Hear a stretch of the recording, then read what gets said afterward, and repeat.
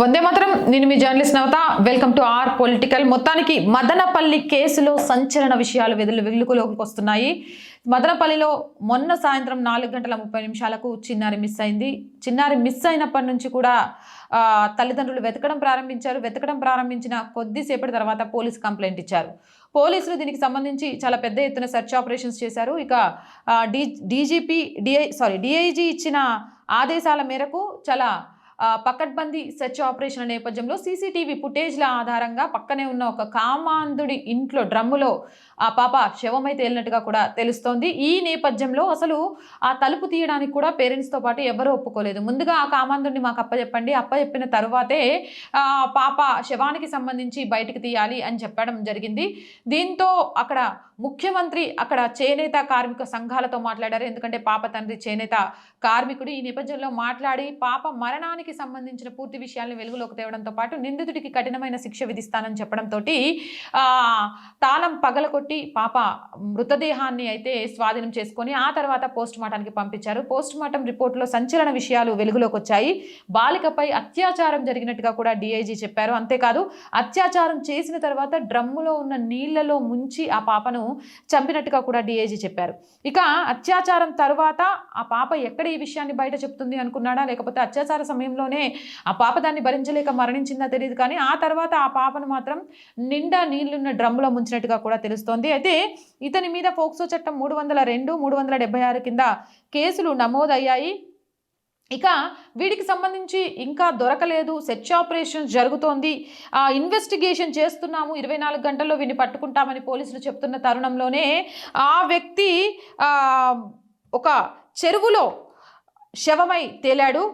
మదన్పల్లి పట్టణం నీరుగుంటవారిపల్లెలోని 7 ఏళ్ల బాలికపై అత్యాచారానికి పాల్పడిన కామాంధుడు కురబలికోట మండలం అంగళ్ళు సమీపంలోని కనసాని వారిపల్లె చెరువులో శవమై తేలినట్టు నిందితుడు తెలుస్తోంది. అసలు నిజంగా కూడా వీడికి బ్రతికే హక్కు లేదు. పోక్సో చట్టం కింద వీడిని అరెస్ట్ చేసి వీడిని జైలు శిక్ష అని కాకుండా వెంటనే ట్రయల్ కోర్టు అయినా ఏర్పాటు చేసి వీడికి మరణశిక్ష విధించాలి. అప్పుడే ఆ పాప మరణానికి సంబంధించి ఆత్మ శాంతిస్తుంది, ఆ తల్లిదండ్రుల మానసిక వేదన కొంతైతే తగ్గుతుంది అని వార్తలు వస్తున్న తరుణంలో ఇప్పుడు వాడు శవమై తేలడం నిజంగా అందరూ పండగ చేసుకుంటున్నారు. పసిపిల్లల జోలికి ఆడపిల్లల జోలికి వచ్చిన వాడికి బ్రతికే హక్కు లేదు ఈ భూమి మీద. సరైన శిక్ష పడింది. కానీ అతను ఎలా మరణించాడు అన్నది మాత్రం ఇంకా మిస్టరీగానే ఉంది. అంటే దొరికిపోతాను అని తెలిసిపోయిన తర్వాత వెళ్ళి చెరువులో దూకాడా, లేకపోతే ఇంకా ఏదైనా జరిగిందా అనే విషయం అయితే వెలుగులోకి రావాల్సి ఉంది. దీనికి సంబంధించి పోలీసులు ఇన్వెస్టిగేషన్ చేస్తున్నామని చెప్తున్నారు. కానీ మదనపల్లికి సంబంధించిన గ్రామస్తులతో పాటు యావత్ 2 తెలుగు రాష్ట్రాల్లోని తల్లులు మాత్రం హర్షం వ్యక్తం చేస్తున్నారు. పాలిక విషయంలో అంత పాశవికంగా ప్రవర్తించిన అలాంటి వ్యక్తికి మరణమే సరైన శిక్ష. అతను చనిపోవడము అనేది చాలా ఆనందాన్ని ఇస్తుంది. కొంతైనా సరే ఆ పాప యొక్క ఆత్మ శాంతించడంతో పాటు ఆ తల్లిదండ్రుల మానసిక వేదనకు కొంతైనా సరే ఉపశమనం దొరుకుతుందని. కానీ ఆ తల్లి వేదన, ఆ తల్లి కన్నీరును అయితే ఊహించలేకపోతున్నాం. ఇప్పటికే ఆమె స్పృహ కోల్పోయింది 1కి 2 సార్లు. ఇక ఈ దంపతులకు ఒక కూతురు, ఒక కొడుకు ఉన్నాడు. పాపకు 7 ఏళ్ళు కాగా బాలుడు ఇంకా చిన్నవాడు. తన అక్కకి ఏమైందో కూడా తెలియని పరిస్థితిలో ఉన్నాడు. మొత్తానికి పోస్ట్ మార్టం చేసి పాప బాడీని అయితే కుటుంబ సభ్యులకు అప్పగించేశారు. అంత్యక్రియలు కూడా జరుగుతున్నట్టుగా తెలుస్తోంది. మరో పక్క నుంచి పాప అంత్యక్రియలు జరిగే సమయంలోనే నిందితుడు చెరువులో శవమై తేలడం చాలా చాలా ఆనందాన్ని ఇచ్చింది అని చెప్తున్నారు. మరి ఏదేమైనా కానీ ఇలాంటి కేసుల్లో ఇలాంటి వార్తలు వినడం అనేది అంటే ఆడపిల్లల మీద, చిన్నపిల్లల మీద అత్యాచారాలు జరుగుతున్నాయనే వార్తలు వినడం ఎంత బాధాకరంగా అనిపిస్తుందో, చేసిన వాడు 24 గంటలు కాకుండానే శవమై తేలాడు అన్నప్పుడు అంతే ఆనందాన్ని ఇస్తుంది.